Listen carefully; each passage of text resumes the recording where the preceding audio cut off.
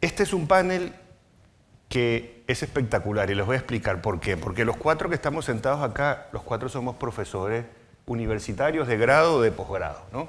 Esa es una primera característica. Pero la segunda característica que tiene este panel es que además de que somos profesores, hacemos otras cosas, ¿no?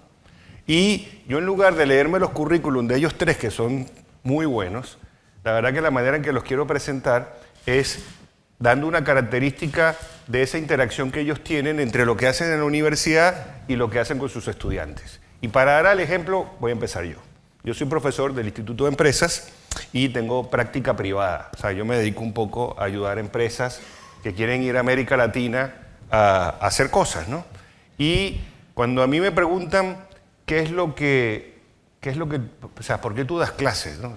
Los que estamos aquí sabemos que esto es algo más de vocación que otra cosa. Y la verdad que a mí lo que me gusta es ver que a mis estudiantes les vaya bien. Y cuando yo digo que quiero ver que a mis estudiantes les vaya bien, quiero pensarlo un poco en términos de formación. A mí me gusta que mis estudiantes sean unos individuos, obviamente con valores, y sean unos individuos que tengan una serie de habilidades, de lo cual vamos a hablar más adelante, y que esas habilidades les permitan tener una flexibilidad y una adaptabilidad a este mundo loco en el que estamos viviendo con tantos cambios, ¿no? Y yo creo que eso es un poco lo que me motiva a mí ser profesor. Hay la señora que pone una panadería y pone un emprendimiento, como se ha hecho desde tiempos inmemoriales, y le va razonablemente bien y no innova nada. Tal vez está en un punto mejor, en otra mejor esquina. Eso hay muchísimo en Latinoamérica. De hecho, las economías latinoamericanas, el 90% del empleo lo dan ese tipo de empresas.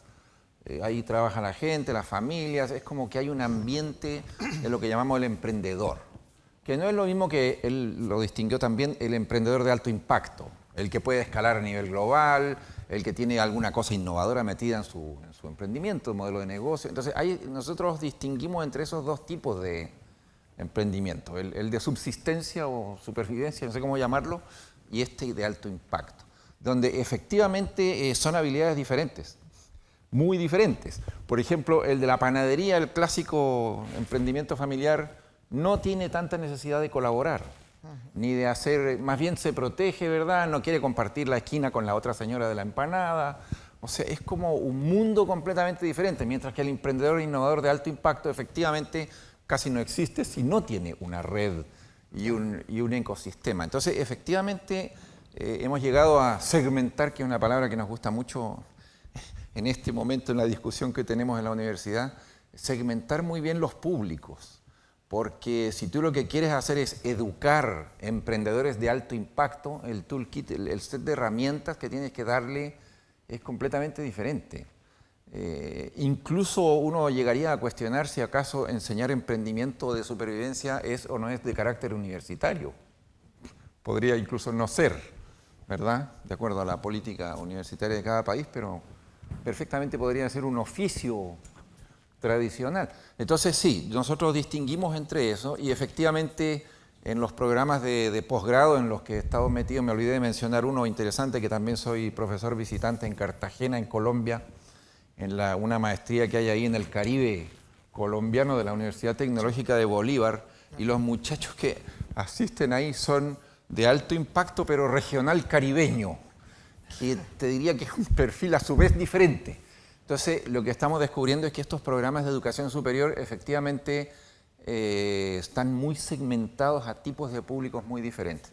Me hago cargo de algo que dijiste recién, que es la multidisciplinariedad. Palabra difícil de pronunciar. Ese tema es clave. O sea, el innovador de alto impacto tiene que tener un equipo multidisciplinario, por definición. Y eso te lleva a otra discusión interesante que tiene que ver con la transformación de las universidades. ¿Es posible enseñar innovación en el pregrado? Puede haber una carrera de, no sé, ingeniero innovador, no sé cómo ni siquiera bautizar aquello, pero ¿es posible aquello o necesitas tener un psicólogo, un abogado, un médico y todos los demás y un posgrado en innovación?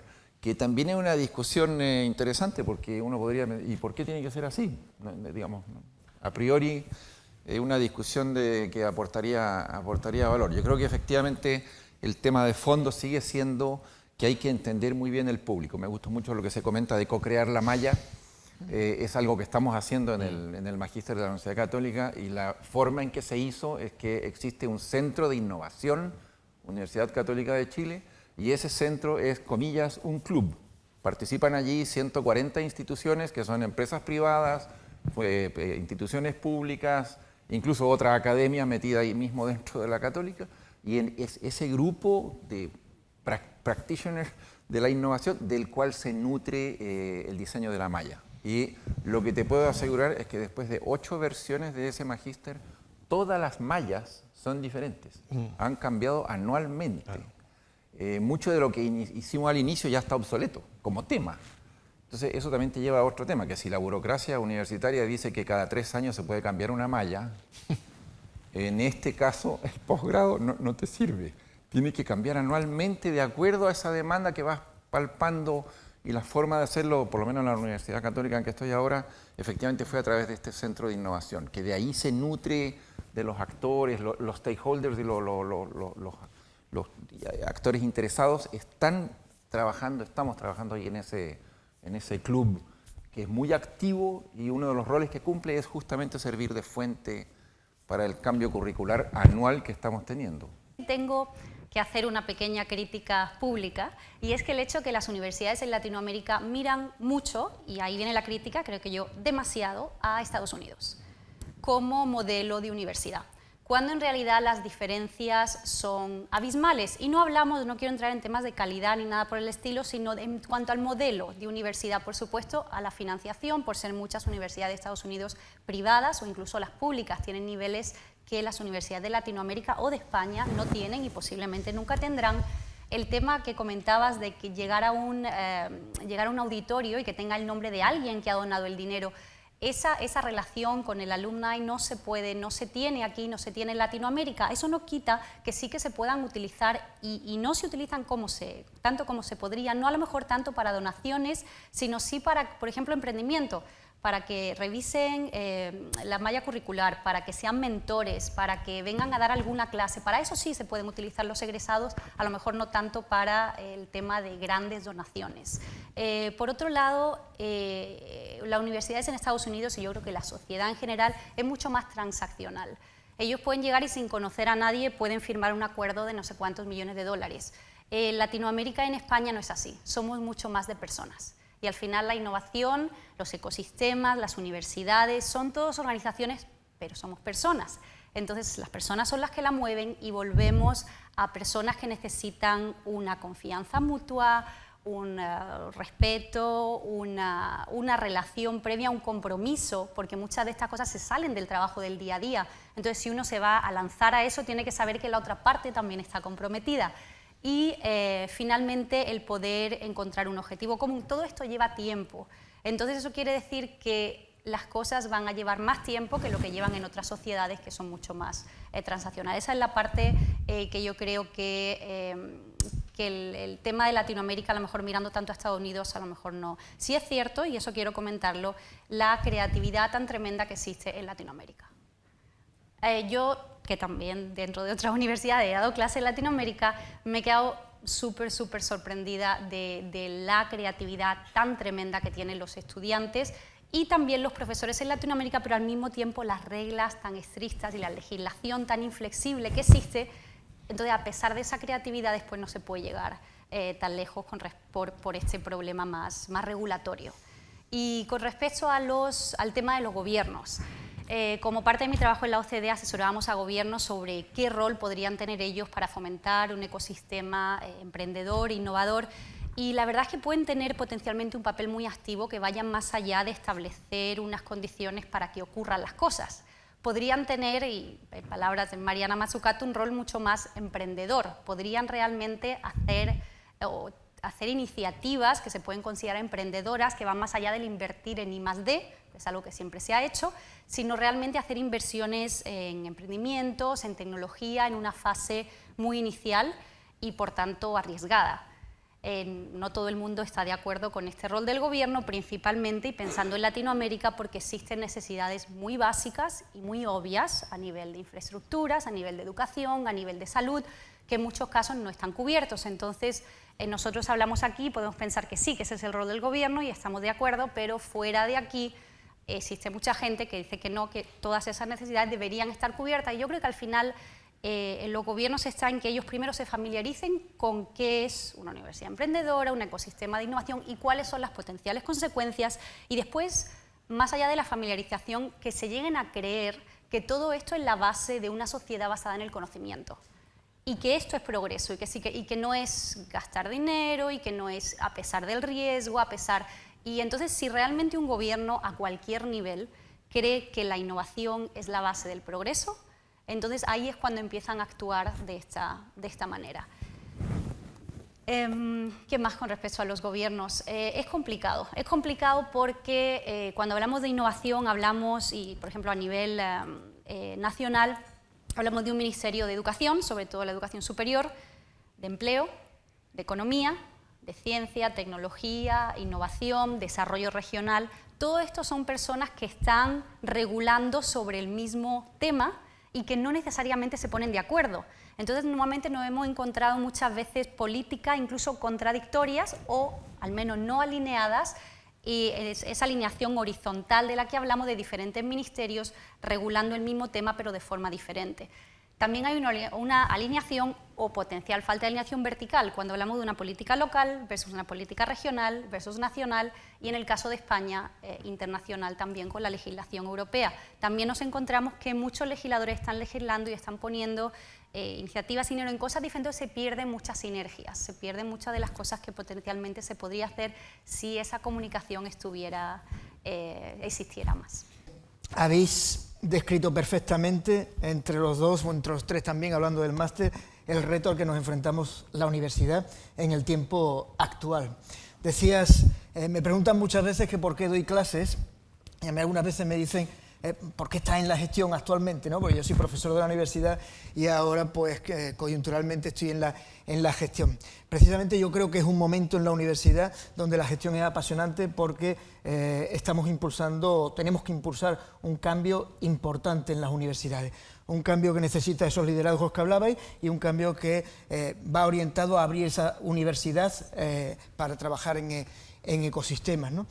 Y ese reto, que lo refleja muy bien y cuento cómo lo hacemos en la universidad, ese reto es fácil de definir. Se mencionaba esta mesa universidad y sociedad emprendedora, ¿no? Me gustaría describir brevemente qué entiendo como sociedad emprendedora para contar para mí qué universidad requiere esa sociedad emprendedora y luego cómo podemos avanzar hacia esa universidad emprendedora, que es la parte más compleja y más difícil. Bueno, cuando hablamos de sociedad emprendedora, la sociedad emprendedora es la evolución de la sociedad del conocimiento, que reconocíamos en los años 90 y principios de siglo, una sociedad del conocimiento donde la I+D era el activo crítico y donde se realizó el mayor esfuerzo inversor. A nivel de universidad se crearon grandes infraestructuras científicas, grupos de investigación, etcétera. ¿Qué ha pasado en los últimos 15 años? Que ahora venimos a reconocer la sociedad emprendedora. Bueno, yo creo que se suman varias cosas, destacaría el desarrollo de las tecnologías de naturaleza colaborativa y la cuarta revolución, la revolución industrial 4.0, con las tecnologías que ponemos bajo ese paraguas de la revolución 4.0. Esto ha provocado que los costes de transacción se hayan reducido mucho, las barreras de entrada en las industrias se hayan reducido bastante. Y sacaría dos consecuencias o dos características del contexto actual como consecuencia de lo que ha ocurrido en los últimos 15 años.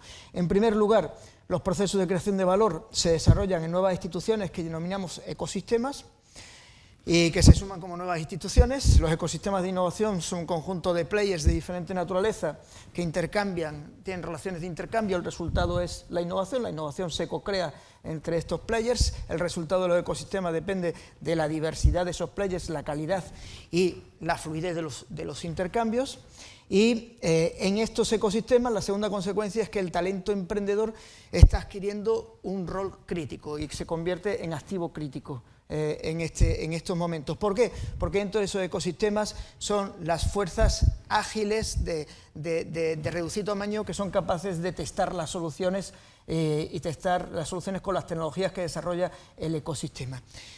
Entonces, en este contexto, ¿qué universidad para una sociedad emprendedora o qué es una universidad emprendedora. Para mí tiene que cumplir dos características. Tiene que ser una universidad que condicione la dotación de capital emprendedor, de ese activo crítico en la sociedad emprendedora, y esto nos exige cambios en la docencia, cambios en la investigación y cambios en la transferencia, pero tenemos que ser críticos y tenemos que tener un comportamiento orientado a participar ahora en esas estructuras sistémicas que son los ecosistemas. Y eso quiere decir que tengamos muy claro cuál es nuestro rol, que hagamos un mapeo de players con los que vamos a colaborar y vamos a co-crear y vamos a codiseñar y vamos a colanzar y vamos a cofinanciar la docencia, la investigación y la transferencia, y que, bueno, pues eso nos trae una lógica distinta, ¿eh? Actuamos bajo esa lógica de los ecosistemas. Eso nos exige esos cambios internos para que la fluidez de los intercambios con nuestros socios colaboradores sea más fluida. ¿Cómo conseguimos eso, que es lo importante? Yo creo que Victoria lo ha descrito bastante bien. Primero, hay que abrir la universidad. Hablaba esta mañana Agustín Moro de la Universidad Abierta. Todos los players de los ecosistemas de innovación van hacia estructuras abiertas, que son las que favorecen el intercambio de los ecosistemas. Y la universidad tiene que abrir la universidad, tiene que ser una universidad más accesible. Tenemos que pasar de estructuras sólidas a estructuras más líquidas y gaseosas, donde los límites de la organización sean más difíciles de percibir. A mí me gusta mucho que Virus Total esté en el campus de la universidad o que nosotros tengamos 6 cátedras en el polo digital. Entonces, ese es un reto, pero para conseguir abrir la universidad tienes que cambiarla internamente, tienes que hacer una organización más flexible. Si hablamos en términos políticamente incorrectos, tenemos que hackear la burocracia. Tenemos que hackear la burocracia para que podamos adquirir ese carácter abierto y de colaboración con otros socios. Esto implica también un cambio cultural importante, exige un cambio cultural importante. La cultura compartida de la universidad hay que cambiarla. Y eso depende para mí de dos cuestiones. Una, el sistema de incentivos. Yo creo que el sistema de incentivos dentro de la universidad hay que cambiarlo y eso es muy difícil. Primero, porque la mayor parte de los incentivos que tiene el personal docente investigado en las universidades depende de las políticas universitarias, no depende de la propia universidad, de la autonomía de la universidad. Y entonces eso complica mucho. La segunda cuestión importante para cambiar la cultura, lo que apuntaba Victoria, los liderazgos. Son importantísimos ahora contar con liderazgos fuertes que lideren este cambio en las organizaciones. Tenemos que cambiar las metodologías porque tenemos que incluir nuevas competencias, tenemos que incluir nuevos actores que participen de la docencia, de la investigación, tenemos que generar nuevos espacios distintos a los espacios que estábamos utilizando. Todo eso, la metodología no es cambiar únicamente la forma de dar clase, significa cambiar quién participa en la docencia, dónde se da, qué competencias, tiene mucho más, con qué tecnologías.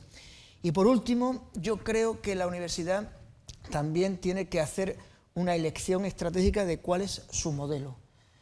El rector lo dice muchas veces, yo no quiero ser la Universidad de Granada, tampoco quiero ser la Universidad de Almería y tampoco quiero ser la Universidad de Wageningen. Yo tengo que decidir qué universidad quiero ser y hacer una elección estratégica. Y elegir si el cambio cultural lo voy a hacer modelo lluvia fina o en alguna parte de la universidad con un proyecto piloto importante que provoque la tormenta. Hay mucha reflexión estratégica alrededor de cómo se quiere ejercer el cambio. Cambio es necesario en la universidad. Yo creo que la universidad siempre ha cambiado. Me vale mucho siempre la hipótesis de la Reina Roja, está basada en el libro de Lewis Carroll, Alicia a través del espejo, que en el país de la Reina Roja los habitantes estaban siempre corriendo para estar en el mismo sitio. Y la universidad siempre está corriendo, o debe estar siempre corriendo, para estar en esa posición de liderazgo que queremos tener en la generación y difusión del conocimiento. Para eso, esta etapa es una etapa que nos reta mucho y que necesitamos esos liderazgos fuertes. Lo importante no es el cambio, la velocidad y la dirección. Hay que elegir una buena dirección del cambio.